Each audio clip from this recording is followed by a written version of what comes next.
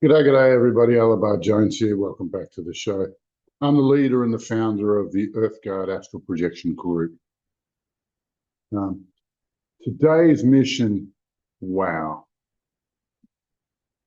You see these war veterans who are caught in the battle forever and they can't seem to get out. And we just figured out why. We just saw what happened.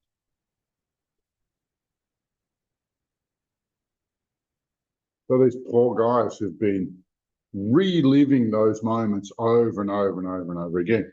And with everything, you either get over it or there's a reason you don't get over it. And these guys have a very good reason.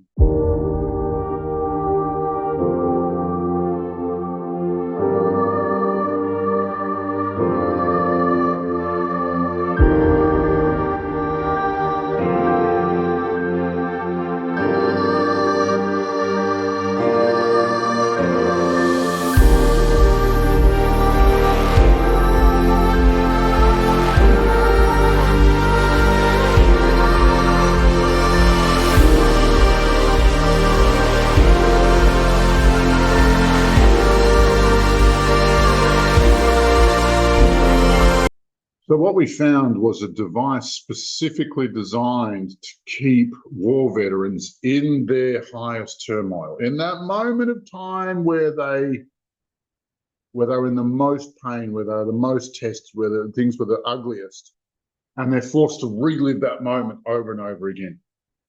It was hideous and brilliant, or both at the same time.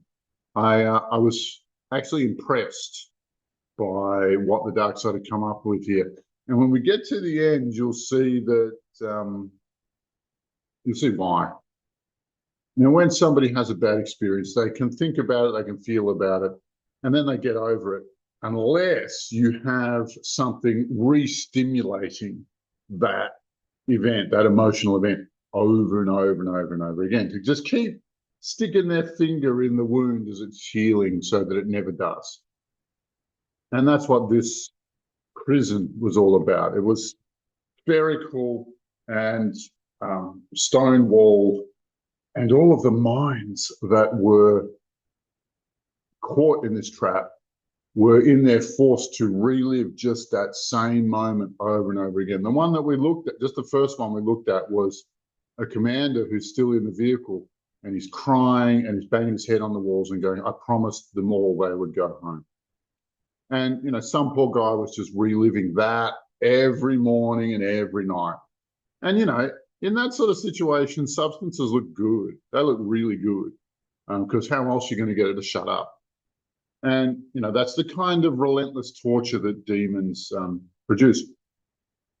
The brilliance of this is that creating war for them is a masterpiece. It's a concerto. It's an absolute, what's the word? Avalanche of loosh.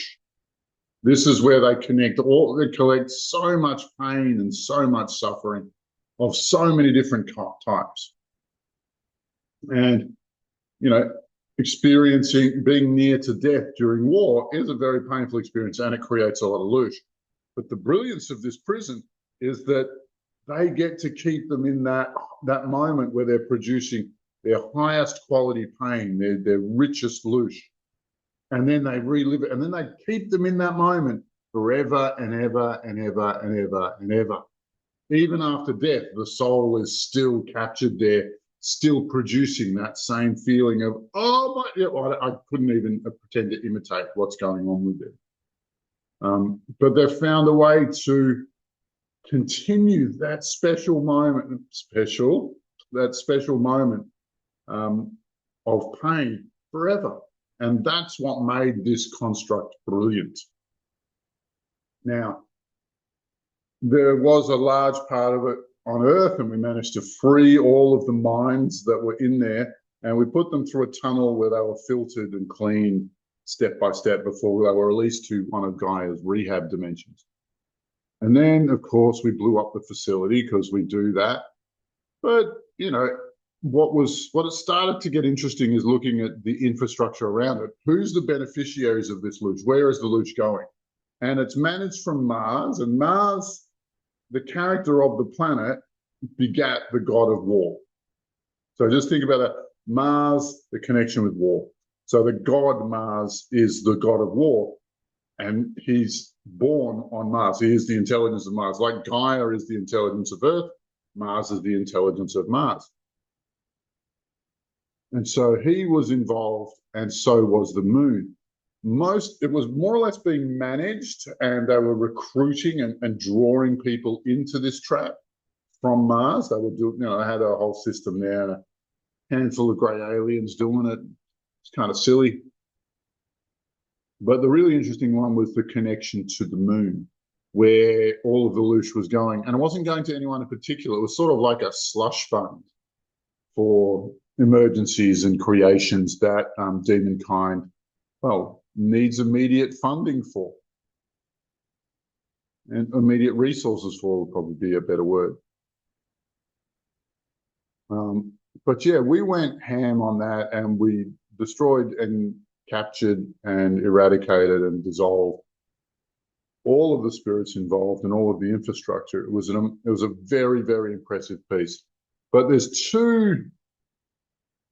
was two features that that maintained the whole thing. One was a black cube, which is about the mental trap. The black cube is designed as a mental trap. You'll see it everywhere on the dark side once you start looking for it. The Illuminati use it all the time.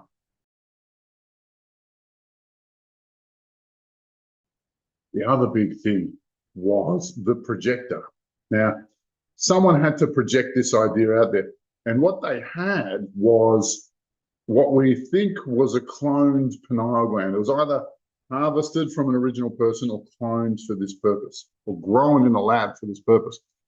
So human beings, the most powerful projectors in this area, in this galaxy, we'll say. And that body part being the key mechanism that makes us strong on the astral planes.